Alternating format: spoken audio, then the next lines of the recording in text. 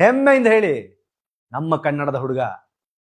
ಯಾವ ಮೆಜೆಸ್ಟಿಕ್ ನಲ್ಲಿ ಮಲಗಿ, ಯಾವ ಮೆಜೆಸ್ಟಿಕ್ ನಲ್ಲಿ ಕನಸು ಕಾಣ್ತಿದ್ದ ಮನುಷ್ಯ ಇವತ್ತು ಅದೇ ಮೆಜೆಸ್ಟಿಕ್ ನಲ್ಲಿ ಅವರ ಹೈಟ್ಗಿಂತ 6 ಪಟ್ಟಿ ಎತ್ತರದ ಕಟೌಟ್ ಹಾಕ್ಸ್ಕೋತಾರೆ ಅಂತಂದ್ರೆ ಅದು ರಾಕಿಂಗ್ ಸ್ಟಾರ್ ಯಶ್. ಹಾಕಿಸ್ಕೊಳ್ಳಿ ಬಿಡ್ರಿ, ಏನ್ ಕಷ್ಟ. ಹೌದು ರೀ, ತೆಲುಗು ಇಂಡಸ್ಟ್ರಿ, ತಮಿಳ್ ಇಂಡಸ್ಟ್ರಿ, ಹಿಂದಿ ಖಾನ್ದಾನ್ಗಳಿಗೆ ಎಷ್ಟು ನೋಡಿದ್ರೆ ಉರಿತಾ ಇದೆ. ಎಸ್, ಉರಿತಾ ಇದೆ. ಉರಿಬೇಕು. ಯಾಕೆ? ಕನ್ನಡದ ಒಬ್ಬ ಹುಡುಗ, ಒಬ್ಬ BMTC ಡ್ರೈವರ್ ಮಗ ಇಷ್ಟು ದೊಡ್ಡದಾಗಿ ಬೆಳೆದ್ಬಿಡ್ತಾನ.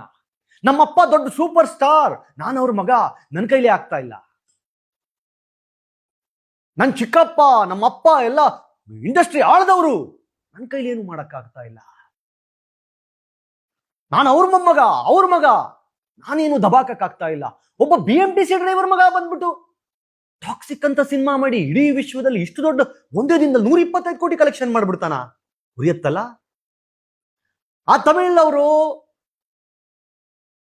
ತೆಲುಗು ಇಂಡಸ್ಟ್ರಿಯವರು, ಖಾನ್ದಾನ್ಗಳು ಒಬ್ಬ ಯಶನ್ನ ತುಳಿಬೇಕು ಅಂತ ಅನ್ಸಿದ್ರೆ ಅದು ಅವ್ರಿಗಿರುವ ದ್ವೇಷ ಅನ್ನೋದಕ್ಕಿಂತ ಅಸೂಯೆ ಅಂತ ಅನ್ಕೋತೀನಿ. ಅಸೂಯೆ ಇರ್ಬೇಕು ಅವ್ರಿಗೆ. ಅಯ್ಯೋ, ನಮ್ಮವರೇ ಸ್ಟಾರ್ ಆಗಿರ್ಬೇಕು, ಕನ್ನಡದಲ್ಲಿ ಒಬ್ಬ ಸ್ಟಾರ್ ಆಗಿ ಬೆಳೆಯಕ್ ಸಾಧ್ಯನಾ ಅಂತ ಅವ್ರ ಅಸೂಯೆ ಇರ್ಬೋದು. ಆದರೆ ಕನ್ನಡದವ್ರು ನಿಮಗೆ ಯಾಕ್ರಿ ಅಸೂಯೆ? ಎಲ್ಲಾರ್ಗೂ ಹೇಳ್ತಿಲ್ಲ ನಾನು, ಆಯ್ದ ಕೆಲವರಿಗೆ